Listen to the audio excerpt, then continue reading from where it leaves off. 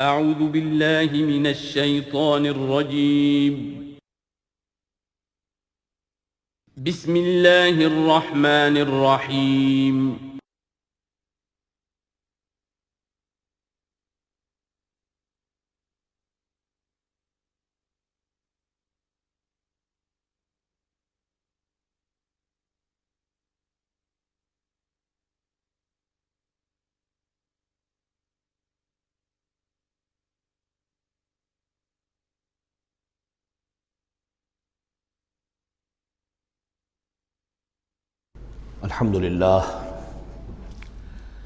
الحمدللہ وکفی والصلاة والسلام علی عبادہ الذین اصطفیٰ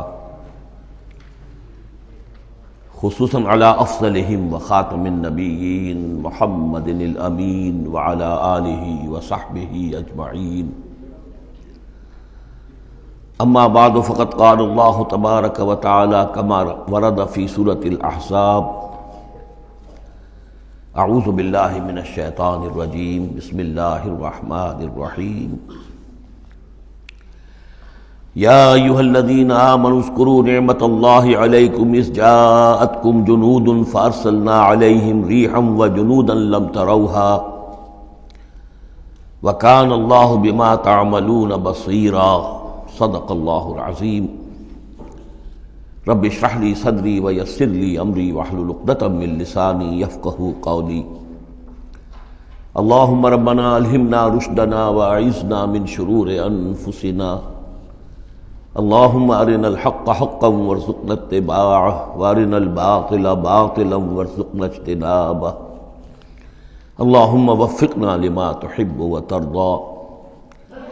اللہم ربنا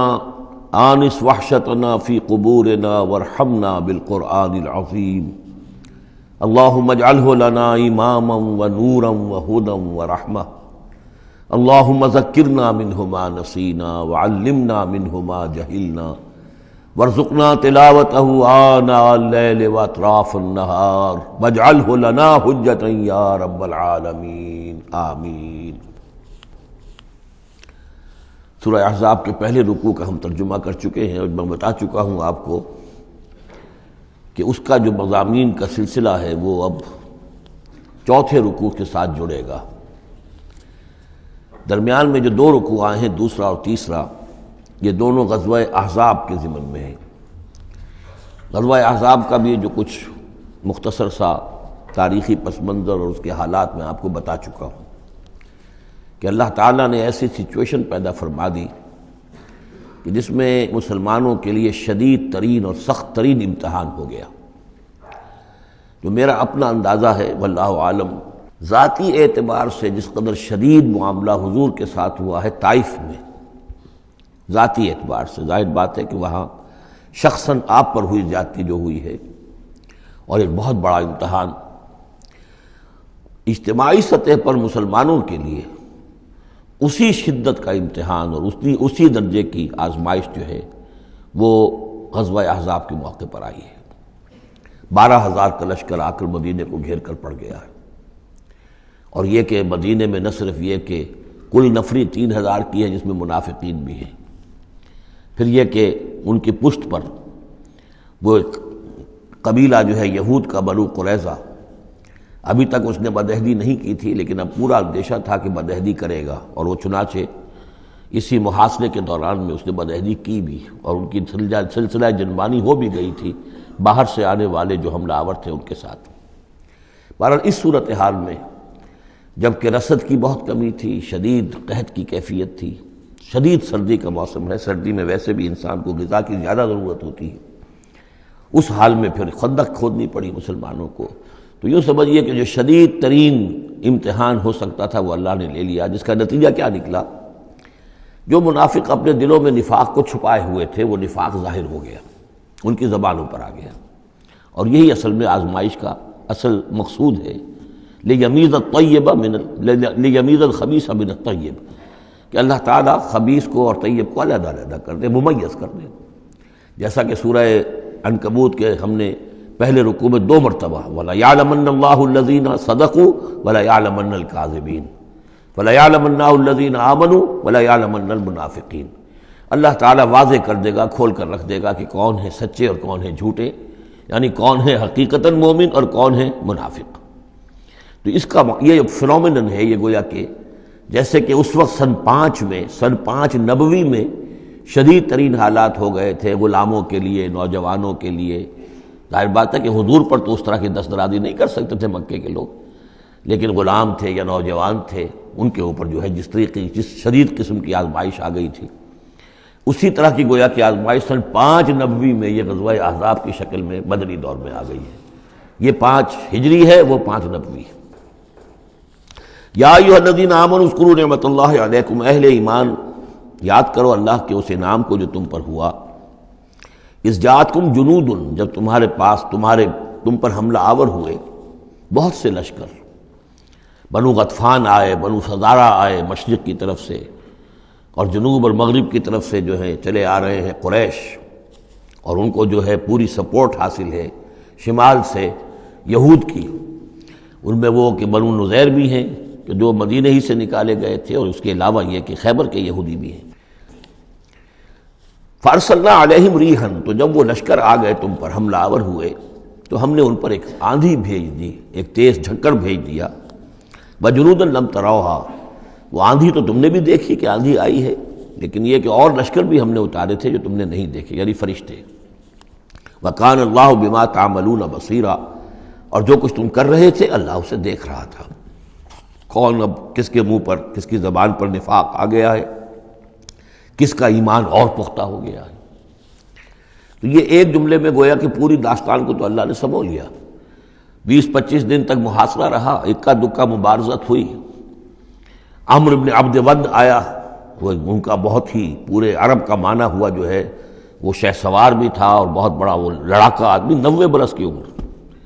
لیکن یہ کہ اس کے مقابلے میں آنے کی کوئی جرت نہیں کرتا تھا۔ جب وہ آیا ہے اور اس نے اپنے گھوڑے کو وہ ایڑ لگائی ہے کہ چھلانگ مار کر پوری جو تھی وہ خندق اس کو پار کر کے آ گیا، اور اکیلا ادھر آ کے کھڑا ہو گیا کہ آؤ کوئی ہے تمہارا مقابلہ وہ جو مجھ سے کر سکے۔ بہرحال سب لوگ ششدر حیران کہ اب اس کے مقابلے میں کون جائے۔ بالآخر حضرت علی نکلے رضی اللہ تعالیٰ عنہ، تو حضرت علی نے اس سے کہا، بلکہ اس نے کہا میرے مقابلے میں جو کوئی بھی آتا ہے، میری عادت ہے یہ کہ میں اسے پہلے 3 مواقع دیتا ہوں کہ وہ کوئی درخواست مجھ سے کرے جو منظور کر لوں۔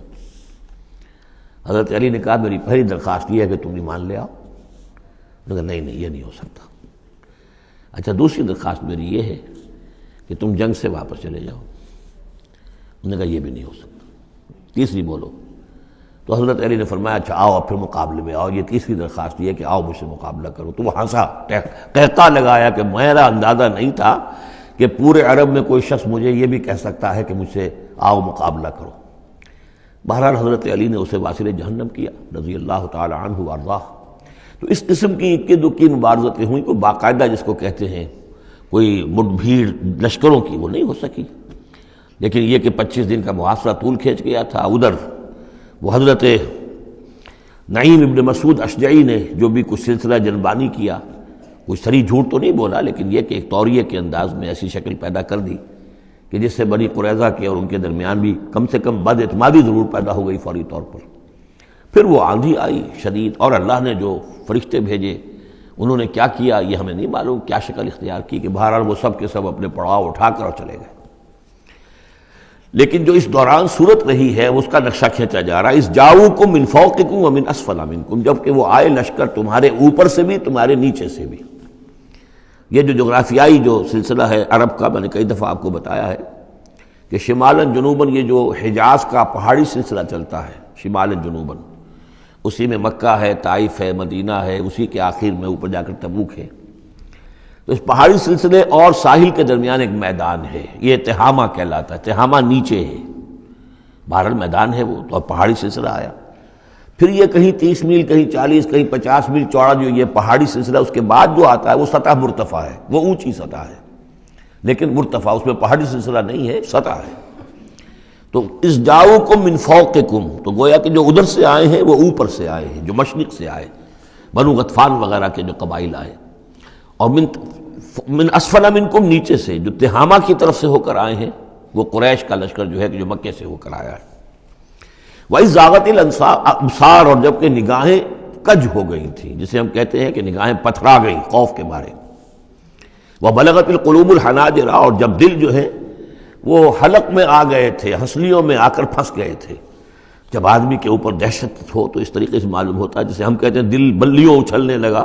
تو معلوم ہوتا ہے جب دل کی دھڑکن تیز ہوتی ہے کہ شاید وہ نکل جائے گا یہاں سے. وَتَظُنُّونَ بِاللَّهِ الظُّنُونَ، اور تم پھر اللہ کے بارے میں بڑے طرح طرح کے گمان کر رہے تھے، اب دل میں تمہارے خیال آ رہے تھے. ہنالک ابتلی المؤمنون، اس وقت اہل ایمان کا خوب امتحان لے لیا گیا، ابتلا خوب ہم نے کر لی، جانچ لیا، پرکھ لیا. وزلزلوا زلزالا شدیدا، اور وہ ہلا مارے گئے، جھنجھوڑ دیے گئے. وَإِذْ يَقُولُ الْمُنَافِقُونَ، اب نتیجہ کیا نکلا؟ جبکہ کہہ رہے تھے وہ منافق، والذین فی قلوبہم مرض، اور جن کے دلوں میں روگ تھا، ما وعدنا اللہ ورسولہ الا غرورا، ہم سے اللہ اور اس کے رسول نے جو وعدے کیے تھے جھوٹے ثابت ہوئے، ہمیں سبز باغ دکھا کے مروا دیا اللہ نے اور اس کے رسول نے. ہم سے کہا تھا کیسر و کسریٰ کی سلطنتیں تمہارے قلبوں میں آئیں گی، ہم سے کہا تھا اللہ کی مدد آئے گی، یہ کہاں اللہ کی مدد آئی. بعض منافقین نے کہا ہمارا حال تو یہ کہ ہم قضاء حاجت کے لیے باہر نہیں جا سکتے ہیں، ہم مدینے کے اندر محصور ہو گئے ہیں. ظاہر بات ہے کہ سینیٹیشن کا بھی کوئی نظام نہیں تھا، کس قدر وہاں پر اس سے ایک مسئلہ پیدا ہو چکا ہو، باہر نکل نہیں سکتے بالکل، تو قضاء حاجت وغیرہ بھی وہی ہو رہی ہے. یہ ان کے منہ پر جو ہے، ان کی زبانوں پر جو اندر کا خبث تھا، اندر کی گندگی تھی، زبانوں پر آ گئی. ما وعدنا اللہ ورسولہ الا غرورا، نہیں وعدہ کیا تھا ہم سے اللہ اور اس کے رسول نے مگر جھوٹا، دھوکے کا وعدہ. وَإِذْ قَالَتْ طَائِفَةٌ مِّنْهُمْ يَا أَهْلَ يَثْرِبَ، اور جبکہ ان میں سے ایک گروہ یہاں تک کہہ رہا تھا اے یثرب والو، لا مقام لکم فارجعوا، اب تمہارا کوئی ٹھکانہ نہیں ہے، لوٹ جاؤ یہاں سے، کہاں تم مقابلہ کر سکتے ہو، یہ 12,000 کا لشکر آ گیا، کوئی ممکن ہے، کوئی امکان تمہیں نظر آتا ہے تو کسی طریقے سے کہیں سے بھاگنے کے لیے راستہ تلاش کرو. وَيَسْتَأْذِنُ فَرِيقٌ مِّنْهُمْ النَّبِيَّ، اور ان میں سے ایک گروہ جو ہے آ کر نبی سے اجازت طلب کر رہا تھا. یقولون ان بیوتنا عورا، اور وہ کہہ رہا تھا کہ ہمارے تو گھر کھلے پڑے ہوئے ہیں، یعنی گھروں کو اندیشہ ہے، گھروں کے اوپر پیچھے سے بنو قریظہ کے لوگ حملہ آور ہو جائیں، ہماری عورتیں وغیرہ جو ہم نے چند حویلیوں کے اندر جن کو جمع کیا ہے. آپ نے یہی کیا تھا حضور نے صلی اللہ علیہ وسلم، خواتین کو بچوں کو ایک ایسی جگہ پر کہ جہاں وہ وسطی علاقہ تھا مدینے کا، اور وہاں بڑی کوئی حویلی تھی اس میں جمع کر دیا تھا. تو اب وہ تو ہمیں تو اندیشہ ہے، ہمارے گھر خالی پڑے ہوئے ہیں، اس کے اوپر حملہ ہو سکتا ہے. وما ہی اب عورا، حالانکہ وہ نہیں کھلے پڑے ہوئے تھے، اللہ تعالیٰ نے اور اللہ کے رسول نے پہرے وغیرہ کا بندوبست کیا ہوا تھا. ان یریدون الا فرارا، حقیقت میں وہ فرار چاہتے تھے، بھاگنا چاہتے تھے. یہ تو بہانہ تھا جو بنا رہے تھے، اصل میں جنگ سے پیٹھ دکھا کر بھاگنا مقصود تھا. وَلَوْ دُخِلَتْ عَلَيْهِمْ مِنْ أَقْطَارِهَا، اور اگر کہیں داخلہ ہو ہی گیا ہوتا دشمن کا اس مدینے کے اندر اس کے چاروں طرف سے، ثُمَّ يُسْئِلُ الْفِتْنَةَ، اور پھر ان سے مطالبہ کیا جاتا فتنے کا، یعنی ارتداد کا. اگر یہ مشرکین کی فوجیں جو ہیں کہیں خدا نہ خواستہ مدینے میں داخل ہو جاتی اور اب وہ کہتی کہ یا تو مرتد ہو جاؤ اور یا تمہیں قتل کرتے ہیں، تو وہ ما تلبسوا الا لآتوها، وہ اس فتنے کو قبول کر لیتے، مرتد ہو جاتے. وما تلبسوا بها الا یسیرا، اور تھوڑی سی دیر بھی نہ لگاتے، بہت ہی تھوڑا سا وقفہ، یعنی وہ ایمان ان کے دلوں میں اس کی جڑیں گہری تھی ہی نہیں، تو وہ مرتد ہونے کے لیے تیار تھے. وَلَقَدْ كَانُوا عَاهَدُوا اللَّهِ مِنْ قَبْلُ، حالانکہ چونکہ وہ مسلمان تھے تو انہوں نے عہد کیا تھا اللہ سے اس سے قبل، لا یولون الادبار، کہ وہ کبھی پیٹھ نہیں دکھائیں گے، جب بھی حق و باطل کا مقابلہ ہوگا پیٹھ نہیں دکھائیں گے. وَكَانَ عَهْدُ اللَّهِ مَسْئُولًا،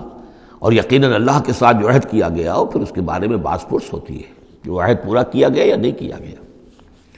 قُلْ لَن يَنفَعَكُمُ الْفِرَارُ إِنْ فَرَرْتُم مِّنَ الْمَوْتِ، اے نبی ان سے کہہ دیجئے کہ تمہیں یہ بھاگنا اور فرار مفید نہیں ہو سکتا اگر تم موت سے بھاگ رہے ہو، اب القتل یا قتل سے، اس لیے کہ موت تو ہر جگہ آ سکتی ہے. وَإِذًا لَا تُمَتَّعُونَ إِلَّا قَلِيلًا، اور آج موت نہ آئی، فرض کیجئے اس موقع پر نہ آئی، تب بھی آخر دنیا میں کوئی سامان رسنے بسنے کا جو ہے رہنے کا وہ آخر لامحدود تو نہیں ہے. لا طلب ثم لا تمتعون الا قلیلا، نہیں تمہیں ساز و سامان ملے گا دنیا کی زندگی کا مگر تھوڑا سا، کچھ دن اور جی لو گے. قل من ذا الذی یعصمکم من اللہ، ان سے پوچھئے کون ہے وہ جو تمہیں اللہ سے بچا سکے. ان اراد بکم سوءا، اگر اللہ ہی نے فیصلہ کر لیا ہو تمہارے بارے میں کسی بری چیز کا، او اراد بکم رحمہ، اور اگر اللہ نے رحمت کا فیصلہ کیا ہو تو کون ہے جو اس کی رحمت کے آڑے آ سکے؟ وَلَا يَجِدُونَ لَهُم مِّن دُونِ اللَّهِ وَلِيًّا وَلَا نَصِيرًا، اور یہ نہیں پائیں گے اللہ کے مقابلے میں نہ کوئی ولی، حمایتی اور نہ مددگار۔ قد یعلم اللہ المعوقین منکم، تم میں سے اے نام نہاد مسلمانوں، اے منافقوں، ہمیں خوب معلوم ہے، اللہ کو خوب معلوم ہے کہ کون ان میں سے روکتے ہیں دوسروں کو کہ مت جاؤ، محاذ پر مت جاؤ۔ جیسا کہ میں بتا چکا ہوں کہ دو طرف تو حرات تھے، ادھر سے حفاظت تھی، پیچھے بنو قریظہ تھے، چونکہ وہ معاہد تھے، ان سے معاہدہ تو موجود تھا، لہذا اس اعتبار سے بظاہر وہ بھی محفوظ تھا، ادھر سے حملہ نہیں ہو سکتا تھا، اگرچہ اندیشہ ہر وقت تھا کہ کبھی وہ بھی دغا دیں تو پھر یہ ہے کہ چکی کے دو پارٹوں کے درمیان مسلمان آ جائیں گے۔ لیکن جو سامنے کا علاقہ تھا وہاں وہ خندق جو ہے کھود دی گئی، اور خندق سے ادھر جو ہے وہ مسلمان مورچہ لگا کے بیٹھے ہوئے، تو اب اس جو بھی وہ محاذ بنتا تھا اس پر کوئی نہیں جاتا تھا، روکتے تھے ادھر مت جاؤ، کہاں جا رہے ہو؟ قد یعلم اللہ المعوقین منکم، تم میں سے جو لوگ روکتے ہیں دوسروں کو، والقائلین لاخوانہم ہلم الینا، اور جو کہتے ہیں اپنے بھائیوں سے آؤ ہماری طرف آؤ، گھروں میں گھس جاؤ، چھپ جاؤ، تمہارا جو ہے کہیں نام و نشان نہ رہے، کہاں جا رہے ہو موت کے منہ میں۔ ولا یاتون الباس الا قلیلا، اور وہ نہیں آتے، حاضر نہیں ہوتے جنگ میں، یعنی میدان جنگ میں جہاں پر کہ فوجوں کا پڑاؤ ہے، آمنے سامنے کا معاملہ، مگر کبھی کسی وقت۔ شاذ اشیحۃ علیکم، اے مسلمانوں یہ تمہارے حق میں بہت بخیل ہے، کوئی خیر نہیں چاہتے تمہارے لیے، یہ خیر خواہ نہیں ہے، تمہارے بدخواہ ہے۔ فاذا جاء الخوف رأیتہم، اور جب خوف اگر چلا جائے، یہ لشکر چلے جائیں، یہ خوف کی کیفیت ختم ہو جائے، رأیتہم ینظرون، اذا جاء الخوف، جب خوف آتا ہے، خوف کی کیفیت پیدا ہو جاتی ہے، خوفناک صورتحال، رأیتہم ینظرون الیک، تو اے نبی آپ ان کو دیکھتے ہیں کہ آپ کی طرف ایسے دیکھ رہے ہوتے ہیں، تدور اعینہم کالذی یغشی علیہ من الموت، کہ ان کی آنکھیں ایسی پھرتی ہیں جیسے کہ اس شخص کی آنکھ پھرا کرتی ہے کہ جس پر موت کی غشی طاری ہو رہی ہو، کیونکہ اب مرحلہ آ گیا خطرے کا، پھر جنگ ہے، پھر جانا پڑے گا، پھر وہی ساری صورتحال، سارے اندیشے، سارے خطرات، تو گویا کہ ان کو موت کی غشی اور نزع کی کیفیت کی میں جو ہوتی ہے، آنکھیں جس طرح کے پتھرا جاتی ہیں یا پھرتی ہیں، اس طریقے سے تدور اعینہم کالذی یغشی علیہ من الموت۔ فاذا ذهب الخوف، اور جب خوف چلا جائے، ختم ہو جائے، یعنی وہ صورتحال جیسے کہ بعد میں ہو گئی کہ چلے گئے لشکر، جب چلے گئے تو اب ان کا طریقہ کار کیا ہے؟ وَإِذَا ذَهَبَ الْخَوْفُ صَلَقُوكُمْ بِأَلْسِنَةٍ حِدَادٍ، اب وہ تم پر پل پڑتے ہیں اپنی لوہے کی زبانوں کے ساتھ، یعنی زبانیں قینچیوں کی طرح چلنی شروع ہو جاتی ہیں، مسلمانوں پر تنقید بھی ہے، اپنے ایمان کا اظہار بھی ہے، چرب زبانی بھی ہے، تو حداد لوہے کی جیسے ان کی زبانیں لوہے کی ہوں، تو ہمارے محاورے میں قینچی کی طرح زبان کا چلنا۔ سلق جو ہے عربی محاورے میں، عربی لغت میں آتا ہے بسطن بقہر اما بالید او باللسان، کسی کے پر حملہ آور ہونا یا ہاتھ سے یا زبان سے۔ تو سلقوکم بالسنۃ حداد اشیۃ علی الخیر، اور پھر جو بھی کوئی مال غنیمت ہوگا اس کے اوپر یہ ایسے ہوں گے، جھکے پڑیں گے کہ مال سارا ہمیں ہی مل جائے۔ اولئک لم یؤمنوا، یہ وہ لوگ ہیں کہ جو حقیقتاً ایمان نہیں لائے۔ فاحبط اللہ اعمالہم، تو اے نبی انہوں نے اس کیفیت میں جو بھی کوئی نیکیاں کی ہیں، بظاہر نیکیاں، آپ کے امامت میں نمازیں بھی تو پڑھی ہیں نا انہوں نے، آخر مدینہ منورہ میں وہ نمازیں پڑھتے تھے منافق، کس کی امامت میں؟ محمد رسول اللہ کی امامت میں، کس مسجد میں؟ مسجد نبوی میں، لیکن ان کے سارے اعمال حبط ہو گئے۔ فاحبط اللہ اعمالہم، اللہ نے ان کے تمام اعمال اکارت کر دیے۔ وکان ذلک علی اللہ یسیرا، اور یہ چیز اللہ پر بہت آسان ہے۔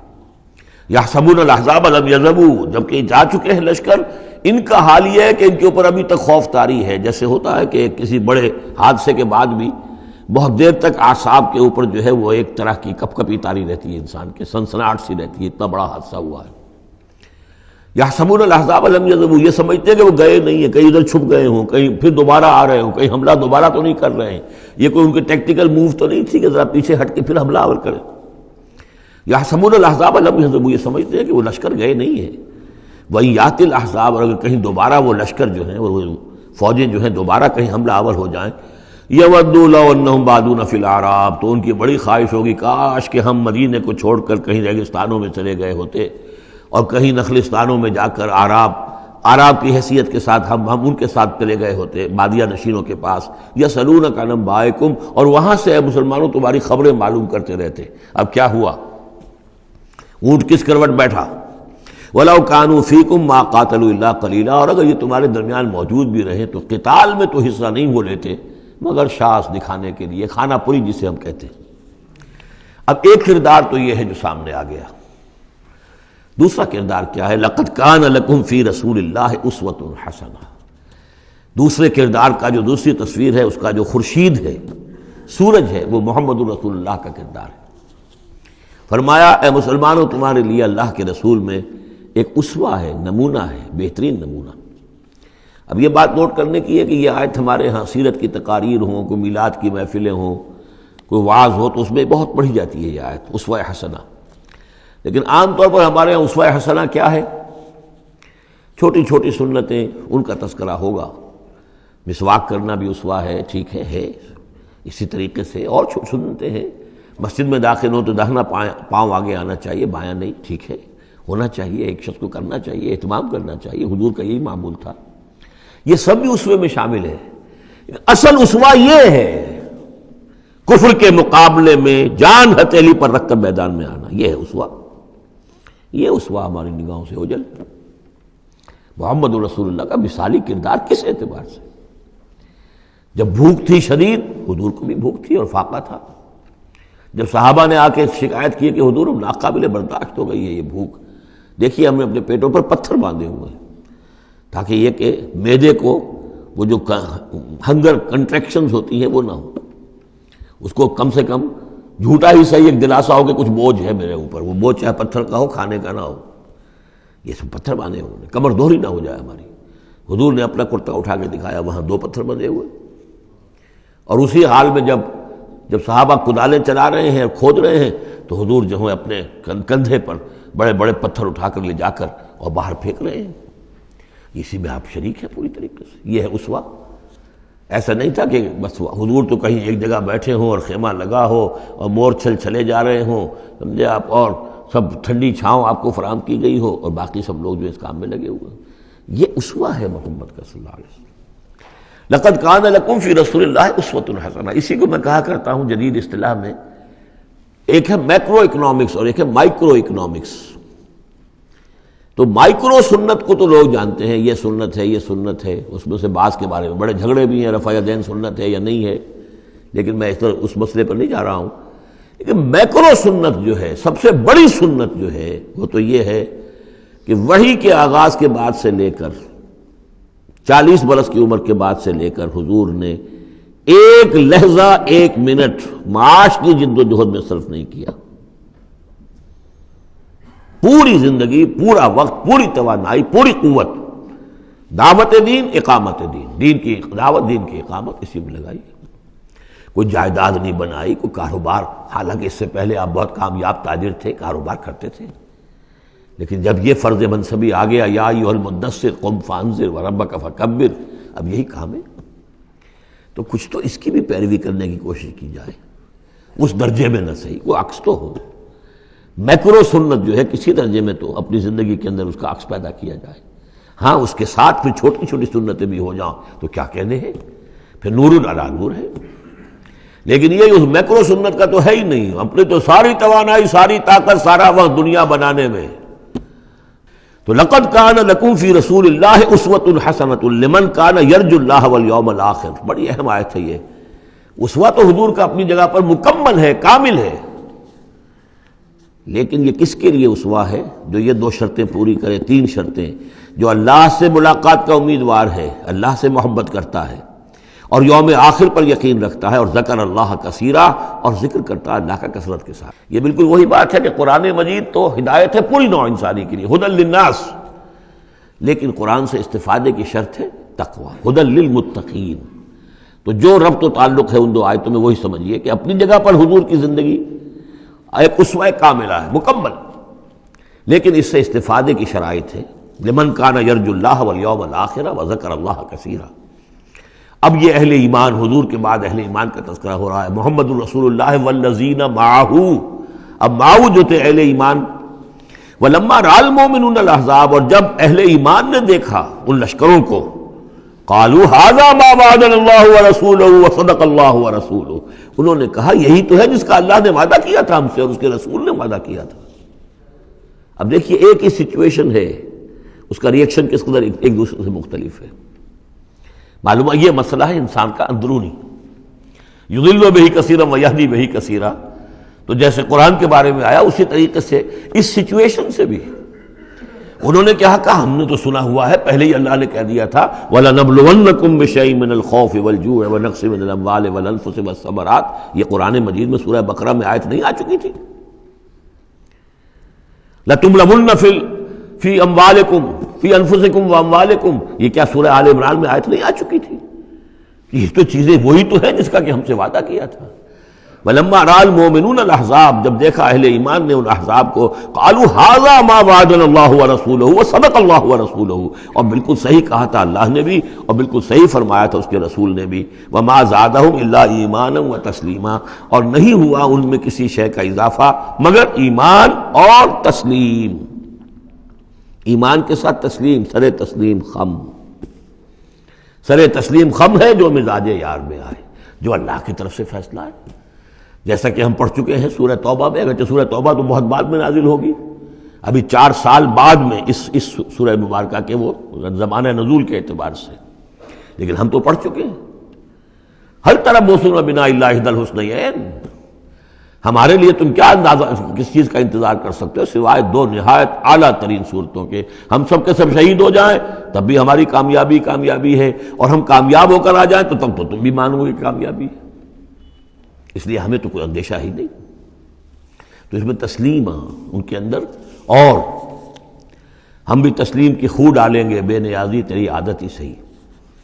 من المؤمنین رجال صدقوا ما عاہدوا اللہ علیہ، ان اہل ایمان میں وہ جوان مرد لوگ ہیں رضی اللہ تعالی عنہم وارضاہم اجمعین، صدقوا ما عاہدوا اللہ علیہ، جنہوں نے سچا کر دکھایا وہ عہد جو انہوں نے اللہ سے کیا تھا۔ انہوں نے کہا تھا وہ اپنی جان اور مال حاضر ہے، ہم جنت کے عوض یہ سب کچھ دینے کو تیار ہیں، انہوں نے وہ عہد پورا کر دیا۔ فَمِنْهُمْ مَنْ قَضَى نَحْبَهُ، ان میں سے وہ بھی ہیں جو اپنی نظر گزار چکے، نظر پیش کر چکے۔ کتنے ہی صحابہ تھے جو اس وقت تک جام شہادت نوش کر چکے تھے، سن 5 ہے یہ تو، سن 3 میں 70 صحابہ تو غزوہ احد کے اندر ہی شہید ہوئے۔ فَمِنْهُمْ مَنْ قَضَى نَحْبَهُ، ان میں وہ بھی ہیں کہ جو اپنی نظر پیش کر چکے۔ وَمِنْهُمْ مَنْ يَنْتَظِرُ، اور باقی جو ہے وہ منتظر ہے کہ کب وقت آئے۔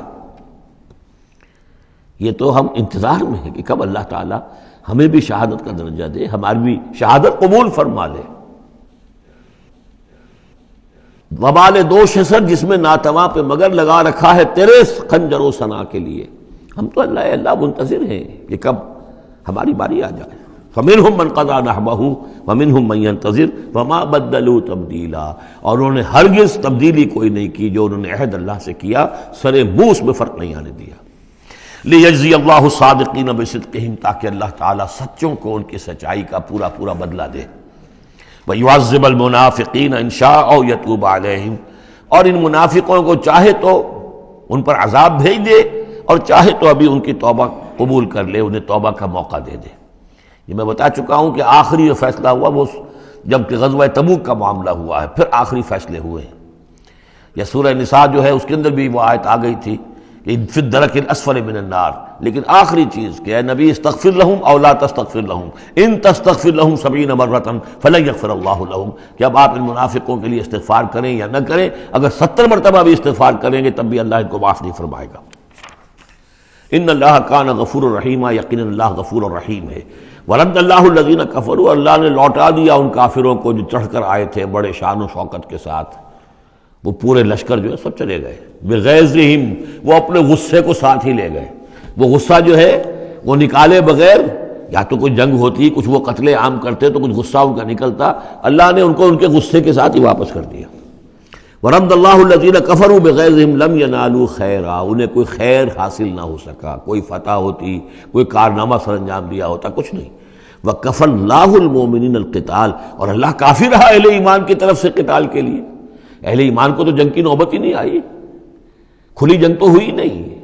اللہ نے خود ہی آندھی بھیج کر اور جو بھی اپنی خفیہ تدابیر ہیں، جو بھی اپنی مدد تھی فرشتوں کے ذریعے سے، اللہ تعالیٰ نے گویا کہ اہل ایمان کو اس امتحان میں سے تو گزار دیا، باقی یہ کہ کوئی غضب نہیں پہنچنے دیا۔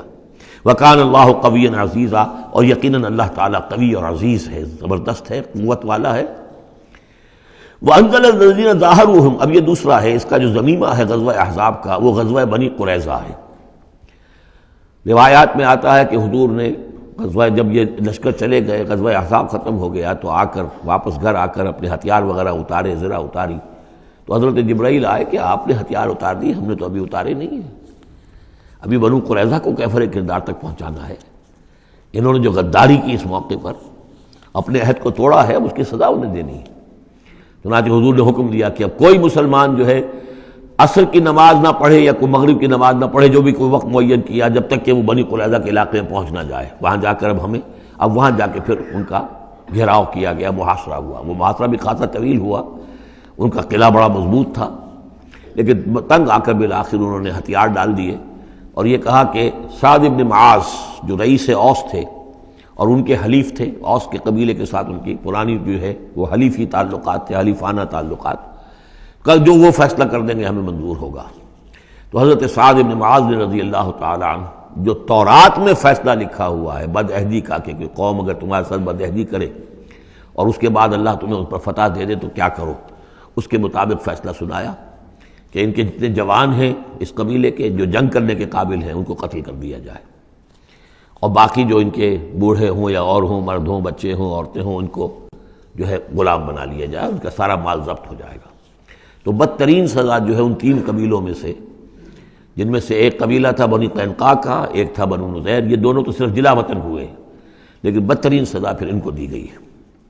وانزل الذین ظاہروہم من اہل الکتاب، اور اللہ نے اتار لیا ان کو کہ جنہوں نے گٹھ جوڑ کیا تھا ان کے ساتھ، کافروں کے ساتھ، مشرکین کے ساتھ، اہل کتاب میں سے، من سیاسیہم، ان کے قلعوں سے، قلعوں میں تو تھے، گڑھیاں تھیں ان کی، لیکن اس سے پھر اتر آئے، ہتھیار ڈال دیے۔ وقذف فی قلوبہم الرعب، اور اللہ نے ان کے دلوں میں رعب ڈال دیا۔ فریقا تقتلون، تو اب تم ایک ان میں سے کچھ کو تم قتل کر رہے ہو، وتاسرون فریقا، اور کچھ کو تم نے اسیر بنا لیا ہے اور قیدی بنا لیا ہے، حضرت سعد بن معاذ کے فیصلے کے مطابق۔ وَأَوْرَثَكُمْ أَرْضَهُمْ وَدِيَارَهُمْ، اللہ نے تمہیں وارث بنا دیا ان کی زمینوں کا بھی، اور ان کے مکانوں کا، گھروں کا، ان کے قلعوں کا، وَأَمْوَالَهُمْ، اور ان کے اموال کا، وَأَرْضًا لَّن تَطَئُوهَا، اور ابھی بہت سی زمینیں ہیں جن پہ ابھی تمہارے قدم نہیں گئے، اللہ تعالیٰ تمہیں وہ دے گا۔ چنانچہ اس کے بعد اللہ نے فتح دینی جو شروع کی ہے۔ غزوہ احزاب جو ہے در حقیقت یہ ایک ٹرننگ پوائنٹ تھا حضور کی سیرت کے اندر، اس لیے کہ اس کے بعد حضور نے کہہ بھی دیا تھا، غزوہ احزاب کے بعد صحابہ کو خوشخبری دے دی تھی، لن تغزوکم قریش بعد عامکم ھذا، مسلمانوں اس سال کے بعد اب قریش تم پر دوبارہ حملہ آور نہیں ہوں گے۔ ان کی آخری اٹیمپٹ تھی جو انہوں نے کر لی ہے، اب ان میں ہمت نہیں ہوگی کہ وہ دوبارہ چڑھائی کر کے آئیں، ولکنکم تغزونہم، بلکہ اب تم چڑھائی کرو گے۔ وہ چڑھائی اگلے ہی سال سن 6 میں حضور نے کی، لیکن حضور نے کس طرح کی چڑھائی کی کہ عمرے کے لیے جا رہے ہیں ہم، تو ہتھیار نہیں ہے، ہتھیار بند ہے، احرام باندھا ہوا ہے۔ اب ایک ایسی سچویشن پیدا ہوئی مکے والوں کے لیے، نہ وہ نگلا جائے نہ اگلا جائے، کہ ان کی پرانی روایات ہیں یہ کہ کسی کو بھی عمرے کے لیے، حج کے لیے کوئی آئے اسے نہیں روک سکتے، لیکن مسلمانوں کو کیسے آنے دیں، اور روکے تو کیسے روکیں؟ بالآخر انہوں نے فیصلہ کیا ہم کسی ضرورت نہیں آنے دیں گے۔ ادھر حضور نے پھر جو ہے بیعت لے لی کہ اب یہاں سے ہم کوئی بھی زندہ نہیں جائے گا، سب جانے یہیں دے دیں گے۔ بیعت علی الموت، بیعت رضوان جو ہوئی اس موقع پر، وہ بیعت علی الموت تھی، یہیں پر جانے دے دیں گے۔ جس کی خبریں وہاں پہنچی تو ان کے چھکے چھوٹ گئے۔ بہرحال پھر صلح ہوئی، جس صلح کو کہا ہے اللہ تعالیٰ نے انا فتحنا لک فتحا مبینا، تو فتح کا جو ہے دروازہ کھل گیا ہے غزوہ احزاب کے فوراً بعد، اور اسی کی طرف اشارہ ہے وہ ارضا لم تطئوہا،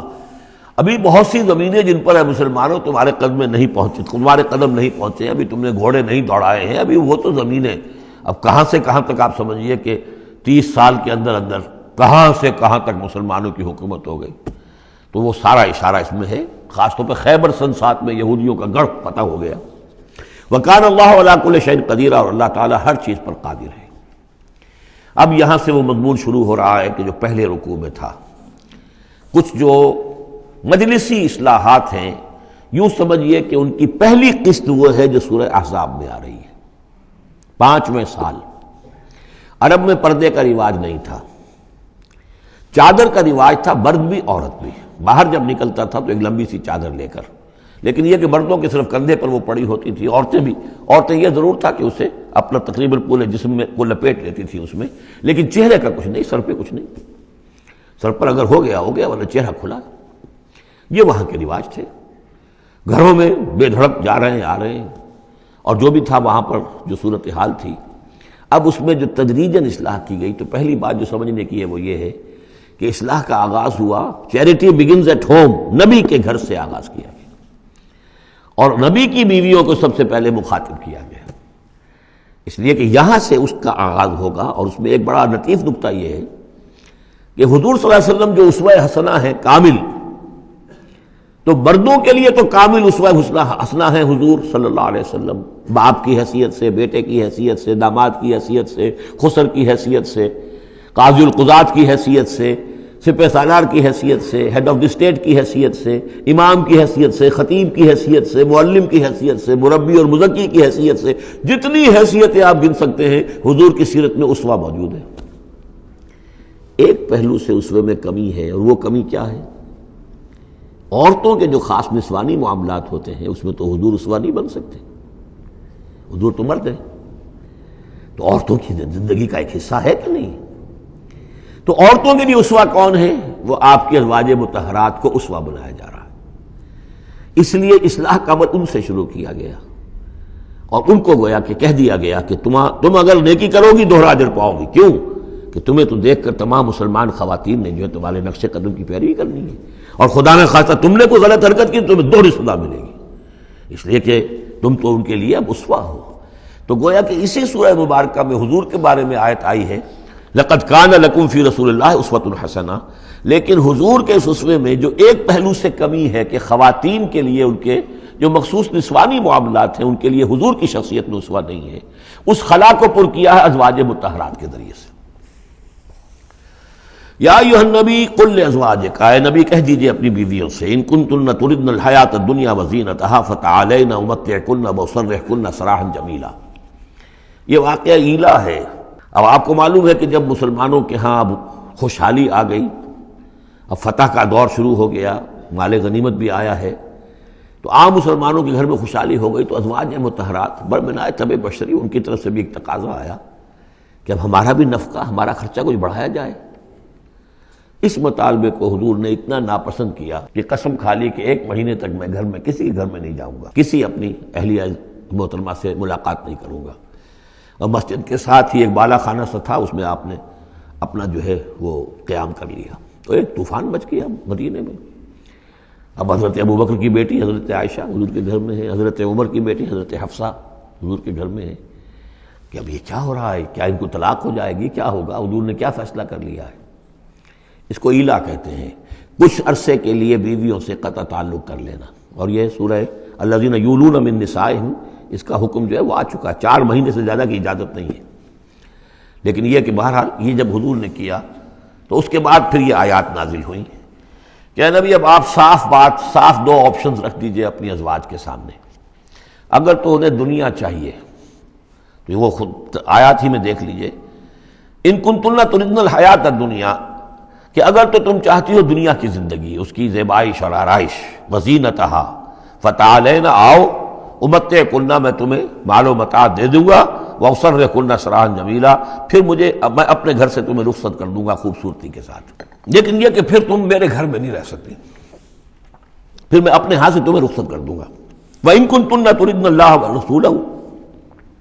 اور اگر تم طالب ہو اللہ کی اور رسول کی، ان کی رضا چاہتی ہو، وَالدَّارَ الْآخِرَةَ، اور بجائے اس دنیا کے تم آخرت کا گھر جو ہے اس کی طالب بن جاؤ، فَإِنَّ اللَّهَ أَعَدَّ لِلْمُحْسِنَاتِ مِنْكُمْ أَجْرًا عَظِيمًا، تو اللہ تعالیٰ نے تم جیسی نیک بیویوں کے لیے اللہ تعالیٰ نے بہت بڑا اجر جو ہے وہ فراہم کیا ہے، تیار کیا ہے۔ یعنی اب آپشن تمہارا ہے، اگر دنیا کی آسائش چاہیے تو آؤ، فیصلہ کر لو، چوز کر لو، چوائس از یورس، میں تمہیں مال و متاع دے کر اپنے گھر سے رخصت کر دوں گا خوبصورتی کے ساتھ، اور اگر میرے ہاں رہنا ہے تو پھر تو یہی ہے، فقر ہے، فاقہ ہے، جو اختیاری فقر تھا آپ کا۔ اس میں ظاہر بات واقعہ یہی ہے کہ جب یہ بات رکھی گئی، سب سے پہلے حضرت عائشہ نے کہا میں تو اللہ اور اس کے رسول کو منتخب کرتی ہوں، اور ایک ایک کر کے تمام ازواج نے یہ کہا، اپنے تمام مطالبات سے وہ دستبردار ہو گئی، اور پوری زندگی اس طرح گزری ہے کہ کبھی 2 وقت جو ہے چولہا گرم نہیں ہوا ہے محمد کے گھر میں صلی اللہ علیہ، کسی بھی گھر میں، کسی بھی زوجہ محترمہ کے گھر میں۔ یا نساء النبی من یات منکن بفاحشۃ مبینۃ، اے نبی کی بیویوں، اگر خدا نخواستہ بالفرض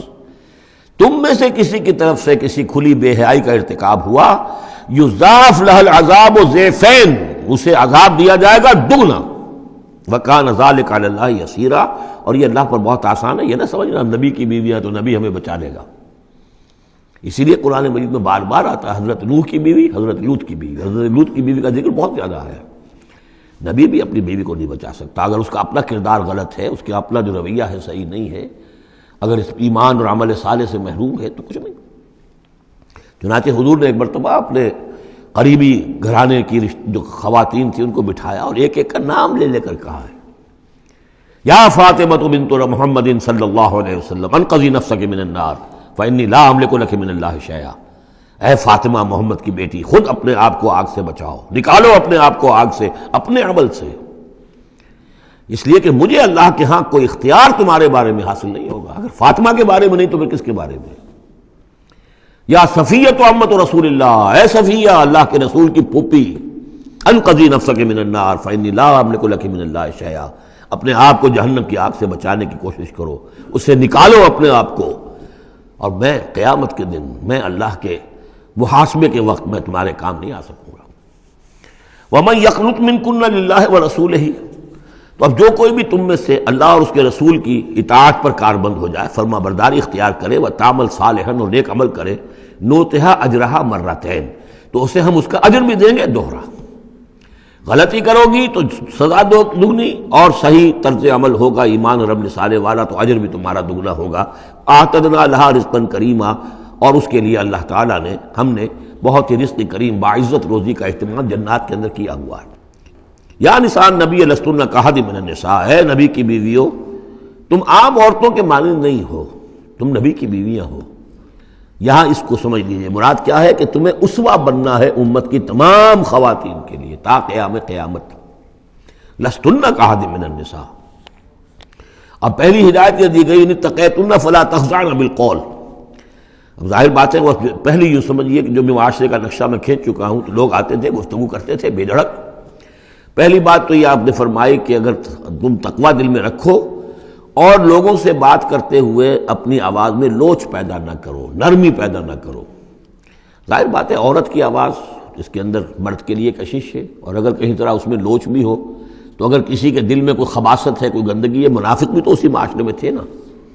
اور وہ تو کوئی موقع نہیں جانے دینا چاہتے تھے کوئی اسکینڈلز اٹھانے کا حضور کے خلاف اگر ہو جائے۔ سورہ نور میں ہم پڑھ چکے ہیں کہ حضرت عائشہ تک پر توبت لگ گئی۔ تو یہ کہ اگر فیطمع الذی فی قلبہ مرض،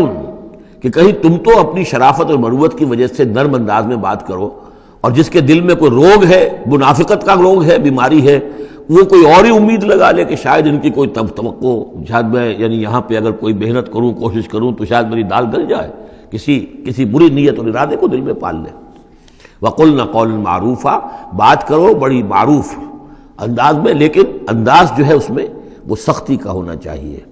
بجائے اس کے کہ اس کے اندر وہ نرمی ہو اور شیرینی ہو۔ وَقَرْنَ فِي بُيُوتِكُنَّ، دوسری ہدایت، اپنے گھروں کے اندر قرار پکڑو، تمہارا اصل مقام جو ہے وہ گھر ہے۔ اب یہ اصول دیے جا رہے ہیں، یعنی سمجھیے کہ یہ اصلاحات جو ہو رہی ہیں، مخلوط معاشرہ نہیں ہے اسلامی معاشرہ، عورت کا اصل مقام اس کا گھر ہے، ماں کی حیثیت سے، بہن کی حیثیت سے، بیٹی کی حیثیت سے، بیوی کی حیثیت، گھر کے اندر۔ وَقَرْنَ فِي بُيُوتِكُنَّ وَلَا تَبَرَّجْنَ تَبَرُّجَ الْجَاهِلِيَّةِ الْأُولَىٰ، اور مت نکلو باہر بن سنور کر جیسے کہ جاہلیت اولیٰ میں رواج تھا۔ جاہلیت، پچھلی جاہلیت جو تھی، اسلام کے آنے سے پہلے جو تہذیب، جو کلچر وہاں تھا، وہ طریقتکم المثلیٰ، وہ بھی کہتے ہوں گے کہ ہمارا بڑا مثالی کلچر ہے یہ، اس کلچر کو اب چھوڑو، اور یہ جو بند سمر کر باہر نکلنے والی بات ہے کہ تبرج کہتے ہیں کہ نمایاں ہونا، یعنی عورت اگر بناؤ سگار کر کے نکلتی ہے مردوں میں تو کیا چاہتی ہے؟ وہی چاہتی ہے کہ لوگوں کی نگاہیں میری طرف اٹھے، میں توجہات کا مرکز بن جاؤں۔ یہ کام اب چھوڑ دو بالکل، اگر خدا نے خواستہ کہیں ہے بھی کسی کا کوئی پس منظر میں، تو اس کی دوسری ہدایت یہ ہے گھروں میں قرار پکڑو، گھروں میں رہو، گھروں میں بیٹھو۔ وَقَرْنَ فِي بُيُوتِكُنَّ وَلَا تَبَرَّجْنَ تَبَرُّجَ الْجَاهِلِيَّةِ الْأُولَىٰ وَأَقِمْنَ الصَّلَاةَ وَآتِينَ الزَّكَاةَ وَأَطِعْنَ اللَّهَ وَرَسُولَهُ، اور نماز قائم کرو اور زکوٰۃ ادا کرو اور اللہ کی اور اس کے رسول کی اطاعت پر کاربند رہو۔ انما یرید اللہ لیذھب عنکم الرجس اہل البیت ویطہرکم تطہیرا۔ اے نبی کے گھر والوں، یا اہل البیت اب آ گیا یہاں پہ، نبی کے گھر والوں، اس سے پہلے ہم پڑھ چکے ہیں یہ اہل البیت حضرت سارہ کو خطاب کیا تھا فرشتوں نے کہ سلام ہو آپ کو اے نبی کے گھر والوں اہل البیت، اور یہاں ساری گفتگو جو ہو رہی ہے وہ حضور کے ازواج سے ہو رہی ہے۔ تو اہل بیت اصلاً ہیں حضور کی ازواج مطہرات۔ البتہ یہ ہم مانتے ہیں کہ حدیث ہے حضور نے یہ چاہا ہے، جو آپ کو محبت تھی حضرت فاطمہ سے، حضرت علی سے اور حضرات حسنین سے رضی اللہ تعالیٰ عنہم، آپ نے فرمایا اللہم ہؤلاء اہل بیتی، اے اللہ یہ بھی میرے اہل بیت ہیں۔ بس یہاں پر بھی کا اضافہ کر لیجئے، کوئی حرج نہیں۔ اصل اہل بیت ازواج مطہرات ہیں، لیکن اے اللہ یہ بھی میرے اہل بیت ہیں۔ تو فرمایا اے نبی کے گھر والوں، یعنی اے نبی کی بیویوں، اللہ تعالیٰ یہ چاہتا ہے کہ تم سے ہر نوع کی برائی کو، گندگی کو بالکل دور کر کے تمہیں پاک اور صاف کر دے، یطہرکم تطہیرا، پوری طرح پاک اور صاف کر دے۔ کیوں؟ تمہیں اسوہ بننا ہے، تمہیں نمونہ بننا ہے۔ نمونہ تو بے داغ ہونا چاہیے، جیسے محمد رسول اللہ صلی اللہ علیہ وسلم کی شخصیت ہے، آئیڈیل پرسنالٹی، آئیڈیل، تو آئیڈیل تو بے داغ ہونا چاہیے۔ اسی طریقے سے تم جس مقام پر ہو کہ اب خواتین امت کے لیے، پوری امت مسلمہ کی عورتوں کے لیے تمہیں اسوہ بننا ہے۔ وَاذْكُرْنَ مَا يُتْلَىٰ فِي بُيُوتِكُنَّ، اور ذرا یاد کیا کرو جو کچھ کے تلاوت کی جاتی ہے تمہارے گھروں میں، من آیات اللہ، اللہ کی آیات میں سے تمہارے گھروں میں وہی اترتی ہے، محمد رسول اللہ صلی اللہ علیہ وسلم۔ بلکہ ایک خاص جو مقام ہے حضرت عائشہ کا، وہ تو حضور نے فرمایا ہے کہ کسی اور میری بیوی کے لحاف میں، جبکہ ایک ہی لحاف میں حضور بھی تھے اور حضرت عائشہ بھی تھی، تو مجھ پر وہی نازل نہیں ہوئی سوائے عائشہ کے لحاف کے۔ لحاف کے اندر بھی وہی نازل ہو رہی ہے، وہ تو دل پہ نازل ہوتی تھی، اس کے اندر تو کوئی دروازے نہیں کھولنے پڑتے تھے کہ حضرت جبریل آئے دروازہ کھولو پھر وہی لے کر آئے ہیں۔ وہ تو یہ کہ فرشتہ ہے اور دل پر نازل کر رہا ہے۔ تو فرمایا کہ تمہارے گھروں میں اللہ کی آیات کی تلاوت کی جا رہی ہے، والحکمہ، اور نبی کی زبان مبارک سے جو احادیث ہے جو آپ بیان کر رہے ہیں، سب سے بڑھ کر تو تمہارے سامنے آ رہی ہے حکمت، حکمت نبوی، یعنی وہ جو وحی خفی ہے اس کا بھی سب سے بڑھ کر تمہارے سامنے جو ہے چرچا ہو رہا ہے۔ ان اللہ کان لطیفا خبیرا، یقین اللہ تعالیٰ بہت باریک بین ہے اور باخبر ہے۔ اب وہ آیت آ گئی ہے، آیت نمبر 35، جس کا میں نے تذکرہ کیا تھا، سورہ نور کی آیت نمبر 35، وہ ہے حقیقت ایمان پر۔ اللہ نور السماوات والارض مثل نورہ کمشکاۃ فیہا مصباح، المصباح فی زجاجہ، الزجاجۃ کأنہا کوکب دری یوقد من شجرۃ مبارکۃ زیتونۃ لا شرقیۃ ولا غربیہ یکاد زیتھا یضیء ولو لم تمسسہ نار نور علی نور یہدی اللہ لنورہ من یشاء ویضرب اللہ الامثال للناس واللہ بکل شیء علیم۔ یہ ایک آیت ہے، بڑی آیت ہے، ایمان کی ماہیت، ایمان کی حقیقت، ایمان کے اجزاء ترکیبی۔ اب اس ایمان کا ظہور جو انسانی شخصیت میں ہوتا ہے، اور اس کو اب یہاں پہ 10 صفات جو ہے گنوائی گئی ہیں، لیکن چونکہ یہاں پہ اس سورہ مبارکہ کا بھی اور سورہ نور کا بھی، جیسا کہ ان دونوں کا مضمون یہ ہے کہ وہ جو معاشرتی اصلاح، ان میں خواتین جو ہیں ان کے مسائل کو خاص طور پہ لایا جا رہا ہے، تو عام طور پر تو قرآن میں یہ ہے کہ جو حکم بھی ہے وہ مذکر کے صیغے میں آ جاتا ہے، مردوں سے خطاب کر کے، لیکن عورتیں بھی اس کی مخاطب ہیں، جسے برسبیل تغلیب کہتے ہیں، قاعدہ ہے کہ بظاہر خطاب ہے اقیم الصلاۃ، مذکر کا صیغہ ہے، لیکن یہ خطاب جو ہے یہ عورتوں سے بھی ہے، الا یہ کہ ابھی ہم نے پڑھا اقمنا الصلاۃ، یہ یہاں مؤنث کے اس میں بھی آ گیا، لیکن عام طور پر قرآن میں جو آیا ہے وہ تو مذکر کا صیغہ ہے۔ لیکن یہاں آپ دیکھیں گے کہ ان کیفیات کو اور خصوصیات کو، جو ایمان کے ثمرات اور نتائج ہیں، ان کو دہرا کر مردوں اور عورتوں کے لیے علیحدہ علیحدہ بالکل پوری صراحت کے ساتھ، ان المسلمین والمسلمات، یقیناً مسلمان مرد اور مسلمان عورتیں، یعنی اطاعت کر لینے والی، سر تسلیم قلم کرنے والے مرد اور عورتیں، والمومنین والمومنات، اور مومن مرد اور مومن عورتیں، والقانتین والقانتات، اور فرما بردار مرد اور فرما بردار عورتیں، والصادقین والصادقات، اور راست باز مرد اور راست باز عورتیں، صدق قول بھی، صدق مقال اور صدق عمل، صدق کردار، والصابرین والصابرات، اور صبر کرنے والے مرد اور صبر کرنے والی عورتیں، والخاشعین والخاشعات، اور اللہ کے سامنے جھکے رہنے والے مرد اور جھکے رہنے والی عورتیں، والمتصدقین والمتصدقات، اور اللہ کے لیے صدقہ دینے والے مرد اور صدقہ دینے والی عورتیں، والصائمین والصائمات، اور روزہ رکھنے والے مرد اور روزہ رکھنے والی عورتیں، والحافظین فروجہم والحافظات،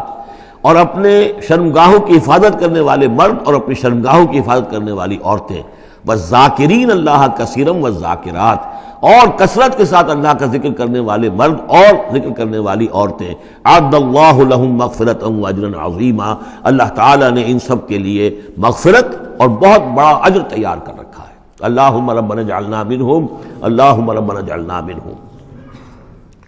اب وہ مسئلہ آ رہا ہے کہ جس کی تمہید ہوئی تھی پہلے رکوع میں، حضرت زینب رضی اللہ تعالیٰ عنہ سے حضور کی شادی کا معاملہ، اور اس سے پہلے حضور کے کہنے کی وجہ سے حضرت زینب کا نکاح جو حضرت زید ابن حارثہ سے ہوا، پھر زید ابن حارثہ رضی اللہ تعالیٰ عنہ نے جو ان کو طلاق دینی چاہی، پھر حضور کے دل میں جو یہ خیال ہوا کہ میں نے پہلے تو حکم دے کر نکاح پر مجبور کیا، اب اگر یہ داغ لگ جاتا ہے زینب کو تو گویا کہ پھر تو ایک ہی شکل رہ جائے گی اس کی دل جوئی کی، تلافی کی، کہ میں خود نکاح کروں۔ اب میں خود نکاح کروں گا تو چونکہ زید میرا منہ بولا بیٹا رہا ہے پہلے، ایک طوفان اٹھ کھڑا ہوگا، حالانکہ اس میں بات کوئی نہیں تھی، لیکن یہ کہ حضور نے اس کی وجہ سے یہ سمجھا کہ یہ مصلحت کے خلاف ہوگا، تو اسی گویا کہ آپ اسی شش و پنج میں تھے کہ یہ آیات نازل ہو گئی۔ پہلی آیت میں تذکرہ ہے اس کا کہ جو حضور کے کہنے کی بنا پر حضرت زینب اور ان کے بھائی آمادہ ہوئے نکاح پر، ورنہ وہ آمادہ نہیں تھے زید بن حارثہ سے نکاح پر۔ وما كان لمؤمن ولا مؤمنة اذا قضى الله ورسوله امرا ان يكون لهم الخيرة من امرهم، یہ کسی بھی مومن مرد اور کسی بھی مومن عورت کے لیے یہ روا نہیں ہے کہ جب اللہ اور اس کا رسول کسی شے کا فیصلہ کر دیں تو پھر بھی انہیں یہ خیال ہو کہ ہمارے پاس آپشن باقی ہے، ہمیں اختیار حاصل ہے۔ وَمَن يَعْصِ اللَّهَ وَرَسُولَهُ فَقَدْ ضَلَّ ضَلَالًا بَعِيدًا، جو اللہ اور اس کے رسول کی نافرمانی کریں گے انہوں نے تو گویا کہ بہت بڑی گمراہی جو ہے وہ حاصل کر لی۔ تو یہ گویا کہ ایک تو یہ کہ اس کو عام ہم لیں گے تو یہ ہر معاملے کے اوپر ہے کہ اللہ اور اس کے رسول کے فیصلے کے بعد پھر میں یہ سمجھوں کہ میرے پاس کوئی آپشن ہے، تو اس کا مطلب ہے کہ میں اللہ کا انکار کر رہا ہوں، رسول کا انکار کر رہا ہوں۔ پس منظر میں وہی ہے کہ حضور کی فرمائش جو تھی ابتداءً تو چونکہ امیمہ ابن عبد المطلب حضور کی پھپھی تھیں جن کی بیٹی ہیں حضرت زینب، اب یوں سمجھیے کہ قریش کا اونچا خاندان ہے، اور ادھر یہ ہے کہ حضرت زید ابن حارثہ غلام رہے ہیں، اگرچہ تھے شریف خاندانوں میں سے عرب کے، لیکن کبھی انہیں کہیں پکڑ کر کہیں کسی نے لا کر غلام بنا کر بیچ دیا تھا تو داغ تو لگ گیا غلامی کا، اور اس معاشرے میں وہ داغ پھر دھلتا نہیں تھا ایک دفعہ لگ جانے کے بعد۔ تو اس وجہ سے اب انہوں نے حضور کے لیے، حضور کے فرمانے کی وجہ سے نکاح کیا، اس کے بعد نہیں ان کی نبھی آپس میں، اور اس میں گمان غالب یہ ہے کہ حضرت زینب انہیں وہ نہیں دے سکیں احترام اور ادب اور ان کی مرضی پر چلنے کا معاملہ، جیسا کہ ایک عورت کو فصالحات و قانتات حافظات للغیب جو رویہ ہونا چاہیے، اب وہ اپنے جذبات اور احساسات کے اوپر اس درجے جو ہیں وہ کنٹرول نہ کر سکی، لہذا ان کے مابین جو ہے وہ موافقت نہیں ہوئی۔ تو حضرت زید نے کئی دفعہ کہا کہ حضور میں پھر ان کو فارغ کر دینا چاہتا ہوں، طلاق دینا چاہتا ہوں۔ استقول للذی انعم اللہ علیہ وانعمت علیہ امسک علیک زوجک، اے نبی جب آپ کہتے تھے اب اس شخص سے کہ جس پر اللہ نے بھی انعام فرمایا اور آپ نے بھی انعام فرمایا، آپ نے اسے آزاد کر دیا، اپنا منہ بولا بیٹا بنایا تھا، یہ دوسری بات ہے کہ اللہ نے وہ بات ختم کر دی، یہ تو زید ابن محمد کہلاتا تھا، اب یہ زید ابن حارثہ رہ گیا دوبارہ۔ آپ اس سے کہتے رہے امسک علیک زوجک، نہیں اپنی بیوی کو روکے رکھو، گھر میں آباد رکھو، ذرا اور کوشش کرو، ذرا اور کہ مزاجوں کی موافقت ہو جائے۔ واتق اللہ، اللہ سے ڈرو، اللہ کا تقوی اختیار کرو۔ وتخفی فی نفسک ما اللہ مبدیہ، اور آپ اپنے دل میں چھپائے ہوئے تھے وہ بات جو جس کو کہ اللہ تعالیٰ اللہ مبدی، جسے اللہ تعالیٰ کھولنا چاہتا ہے۔ وتخشى الناس، آپ لوگوں سے ڈر رہے تھے، واللہ احق ان تخشاہ، جبکہ اللہ زیادہ حقدار ہے اس کا کہ آپ اس سے ڈریں۔ فلما قضا زید منہا وطرا، تو جب زید نے اس سے آخری قطع تعلق کر لیا، یعنی زکوٰۃ بھی دے دی، وہ طلاق بھی دے دی اور پھر عدت بھی پوری ہو گئی، زوجناکہا، اے نبی ہم نے تزویج کر دی ہے اس کی تمہارے ساتھ، زوجہ بنا دیا ہے، ہم نے نکاح کر دیا ہے۔ حضرت زینب پھر یہ کہا کرتی تھیں، دوسری ازواج مطہرات سے فخر کرتی تھیں کہ تمہارے نکاح سب کے جو ہیں زمین پر ہوئے، میرا نکاح آسمان پر ہوا ہے۔ جب حضور نے شادی کی ان سے پھر تو اللہ نے نکاح کیا، اللہ نے نکاح پڑھایا ہے۔ زوجناکہا، ہم نے اسے آپ کی زوجیت میں دے دیا، کہ لا یکون علی المؤمنین حرج فی ازواج ادعیائہم، تاکہ یہ آئندہ کے لیے یہ جاہلی رسم کا خاتمہ ہو جائے، اور منہ بولے بیٹوں کی بیویوں کے بارے میں اہل ایمان پر کوئی تنگی نہ رہے. منہ بولا بیٹا تھا، اس کی بیوی تھی، بیٹا یہ فوت ہو گیا، اس کی بیوی سے آپ شادی کر سکتے ہیں. اسی طریقے سے اگر وہ اس کو طلاق دے دی ہے شادی کر سکتا ہے. یہ محرمات ابدیہ میں سے نہیں ہے. محرمات ابدیہ کی فہرست سورہ نساء کے اندر آ چکی ہے. وَكَانَ أَمْرُ اللَّهِ مَفْعُولًا، اور یہ تو اللہ کا وہ فیصلہ تھا کہ جو بہرحال پورا ہو کر رہنا تھا. یعنی یہ سب کچھ جو ہوا ہے نبی، اس میں بھی ہماری حکمت تھی، مصلحت تھی. کسی اور کے ذریعے سے یہ بات ہوتا تو یہ رسم ٹوٹتی نہ. بعض چیزیں رسمیں ایسی ہوتی ہیں کہ اتنی گہری ہوتی ہیں، ان کے اوپر لوگوں کا اتنا جو وثوق ہوتا ہے، یہ تو جب تک آپ کے ذریعے سے یہ رسم جو ہے غلط نہ ٹوٹتی تو اس کے ٹوٹنے کا امکان نہیں تھا. ہم نے اس کے لیے یہ سارا معاملہ کیا ہے. ما کان علی النبی من حرج فیما فرض اللہ لہ، نبی پر کوئی حرج نہیں ہے، کوئی مضائقہ نہیں ہے اس چیز میں جو اللہ نے اس کے اوپر عائد کر دی ہے، فرض کر دی ہے. سنت اللہ فی الذین خلو من قبل، اور یہ اللہ کا وہ طریقہ ہے جو ان لوگوں کے بارے میں رہا جو پہلے گزر چکے. اللہ کے نبیوں کے ساتھ، رسولوں کے ساتھ اللہ کا یہی معاملہ رہا ہے. وَكَانَ أَمْرُ اللَّهِ قَدَرًا مَقْدُورًا، اور یہ تو اللہ کا وہ معاملہ تھا کہ جو گویا کہ طے تھا، مقرر ہو چکا تھا، ہماری مشیت میں یہ پہلے سے طے تھا. الَّذِينَ يُبَلِّغُونَ رِسَالَاتِ اللَّهِ، وہ اللہ کے نبی کہ جو ہم اللہ کے پیغامات کو پہنچانے پر مامور ہوتے ہیں. وَيَخْشَوْنَهُ، اور صرف اسی سے ڈرتے ہیں. وَلَا يَخْشَوْنَ أَحَدًا إِلَّا اللَّهَ، اور نہیں ڈرتے کسی اور سے اللہ کے سوا. وَكَفَى بِاللَّهِ حَسِيبًا، اور اللہ تعالیٰ کافی ہے کفایت کرنے والا یا حساب لینے والا. مَا كَانَ مُحَمَّدٌ أَبَا أَحَدٍ مِّن رِجَالِكُمْ، دیکھو محمد تم میں سے کسی مرد کے باپ نہیں ہے. حضور کو اللہ تعالیٰ نے اولاد نرینہ نہیں دی، جو دی تھی بچپن ہی میں اسے اٹھا لیا. آخری عمر میں بھی یہ سمجھیے کہ حضرت ماریہ قبطیہ، ان کے بطن سے حضرت ابراہیم کی ولادت ہوئی ہے. اور یہ ایک عجیب مسئلہ ہے کہ حضرت ابراہیم کے عقد میں یا آپ کے نکاح میں آئیں ہاجرہ، وہ بھی مصر کی تھیں جن سے اسماعیل کی ولادت ہوئی. اسماعیل کی نسل میں حضور ہیں صلی اللہ علیہ وسلم. پھر مصر ہی سے ایک ماریہ قبطیہ آ رہی ہیں، اور ان کے بطن سے جو بیٹا ہوا اس کا نام حضور نے ابراہیم رکھا. اور حضور کو بہت محبوب بھی تھا، لیکن وہ بہت ہی چھوٹا ہستہ تھا، بچپن میں ہی فوت ہو گیا ہے، اور حضور کو اس کا افسوس بھی ہوا. یا ابراہیم انا لفراقک محزونون، یا ابراہیم ہم تمہاری جدائی سے بڑے محزون ہیں، ہمیں رنج ہے. بہرحال ما کان محمد ابا احد من رجالکم، تمہارے مردوں میں سے کسی کے باپ نہیں ہے. یہ زید ابن حارثہ کے باپ نہیں ہے. زید ابن حارثہ منہ بولا بیٹا تھا. اب جب کہ ہم نے حکم نازل کر دیا ہے اب وہ سارا سلسلہ منقطع ہو گیا. ولیکن رسول اللہ و خاتم النبیین، بلکہ یہ اللہ کے رسول ہیں اور نبیوں کی مہر ہیں. اب نبوت ختم ہو رہی ہے ان پر، اب کوئی نبی آنے والا نہیں. لہذا جتنی بھی رسومات جاہلیت کی تھیں اگر ان کے ذریعے سے وہ ختم نہ ہو تو پھر کس کے ذریعے سے ختم ہوگی. یہ ہے اس میں جو دلیل مضمر ہے کہ یہ جو کڑوا گھونٹ ہے محمد صلی اللہ علیہ وسلم تو آپ کو کرنا ہی تھا، اس لیے کہ یہ جاہلانہ رسمیں جو ہیں اگر آپ اس کے اندر یہ اقدام نہ کرتے اور آپ نے اپنے منہ بولے بیٹے کی بیوی سے اگر شادی نہ کی ہوتی تو یہ رسم ختم نہیں ہو سکتی تھی. اور یہی بات بتائی جا رہی ہے لوگوں کو، ما کان محمد ابا احد من رجالکم ولکن رسول اللہ و خاتم النبیین، وہ تو اللہ کے رسول ہیں اور خاتم النبیین. اب اس میں ایک بڑا باریک نقطہ ہے، وہ نوٹ کر لیجئے. رسالت حضور کی دائم و قائم ہے، چل رہی ہے ابھی تک. فرق صرف یہ ہے کہ اس وقت تک براہ راست آپ بنفس نفیس اپنی رسالت کے فرائض ادا کر رہے تھے، اب بائی پروکسی ہے، اب امت کے ذریعے سے ہے. جو بھی آپ کے امتی ہیں، جو بھی دین کے خادم ہیں، جو بھی قرآن کے پیغام کو پہنچا رہے ہیں، جہاں تک پہنچا رہے ہیں وہ رسالت محمدی کا پیغام پہنچ رہا ہے. رسالت محمد کی ہے صلی اللہ علیہ وسلم. جیسے کہ ہم نے سورہ انعام میں آیت پڑھی تھی، اوحی الی ھذا القرآن لانذرکم بہ ومن بلغ،